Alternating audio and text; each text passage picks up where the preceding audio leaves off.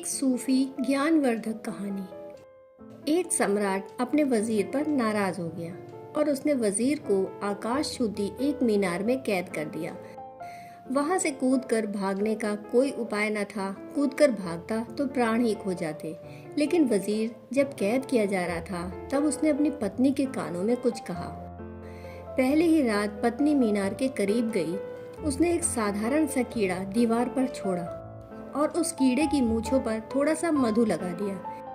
कीड़े को मधु की गंध आई। मधु को पाने के लिए कीड़ा मीनार की तरफ ऊपर की तरफ सरकने लगा। मूंछ पर लगा था मधु तो गंध तो आती ही रही और कीड़ा मधु की तलाश में सरकता गया। उस कीड़े की पूंछ से एक पतला से पतला रेशम का धागा पत्नी ने बांधा हुआ था। सरकता सरकता कीड़ा उस 300 फीट ऊंची मीनार के आखिरी हिस्से पर पहुंच गया। वजीर वहां प्रतीक्षा कर रहा था। कीड़े को उठा लिया। पीछे बंधा हुआ रेशम का धागा पहुंच गया। रेशम के धागे से एक पतली सी सुतली बांधी। सुतली में एक मोटा रस्सा बांधा था और वजीर रस्से के सहारे उतरकर कैद से मुक्त हो गया। कहानी कहती है कि वजीर न केवल इस कैद से मुक्त हुआ बल्कि उसे उस मुक्त होने के ढंग में जीवन की आखिरी कैद से भी मुक्त होने का सूत्र मिल गया। पतला सा धागा भी पकड़ में आ जाए तो छुटकारे में कोई बाधा नहीं है। पतले से पतला धागा भी मुक्ति का मार्ग बन सकता है, लेकिन धागा पकड़ में आ जाए, एक छोटी सी किरण पहचान में आ जाए तो उसी किरण के सहारे हम सूरज तक पहुंच सकते हैं। सभी धर्म, सभी गुरु किसी पतले से धागे को पकड़कर परमात्मा तक पहुंचे हैं। वे धागे अनेक हो सकते हैं, वे गौड़ बातें हैं। असली बात यह है कि धागा कैदी तक पहुंच जाए। धागा ही फिर सेतु बन जाता है मुक्ति तक।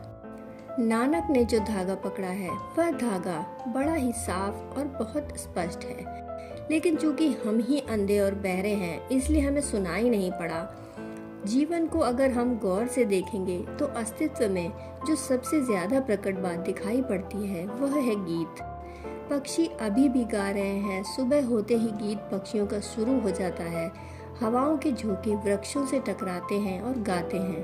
पहाड़ों से झरने गिरते हैं और नाद उत्पन्न होता है।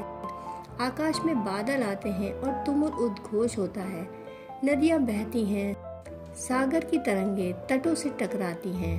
अगर जीवन के चारों तरफ हम देखेंगे और सुनेंगे तो हमें पूरा अस्तित्व गाता हुआ मालूम पड़ेगा।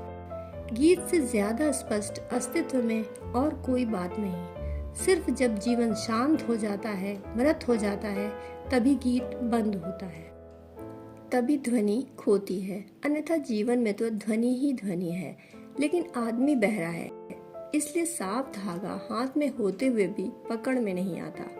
अगर जीवन इतना गीत से भरा है तो इस गीत के पीछे परमात्मा का ही हाथ होगा और इस गीत में छिपा हुआ कहीं न कहीं परमात्मा है। अगर हम भी गा सकें, अगर हम भी इस गीत में लीन हो सकें तो धागा हाथ में आ जाएगा। गीत में लीन होना धागा है। फिर इस संसार की कैद से परमात्मा के मोक्ष तक जाने में देर नहीं। नानक ने गीत को साधना का माध्यम बनाया। हमें भी जब कभी हम गाते हैं तब एक मस्ती पकड़ने लगती है, तब एक नशा छाने लगता है, लेकिन लोग गाने से डर गए हैं। कोई पक्षी इसकी चिंता नहीं करता कि उसकी ध्वनि मधुर है या नहीं। आदमी बहुत भयातुर हो गया है। थोड़े से लोग गा सकते हैं जिनकी ध्वनि बहुत मधुर है। बाकी लोग ज्यादा से ज्यादा स्नान गृह में थोड़ा गुनगुनाते हैं, वह भी डरे डरे। स्नान गृह में गुनगुनाते हैं क्योंकि कोई देखने वाला नहीं, कोई सुनने वाला नहीं।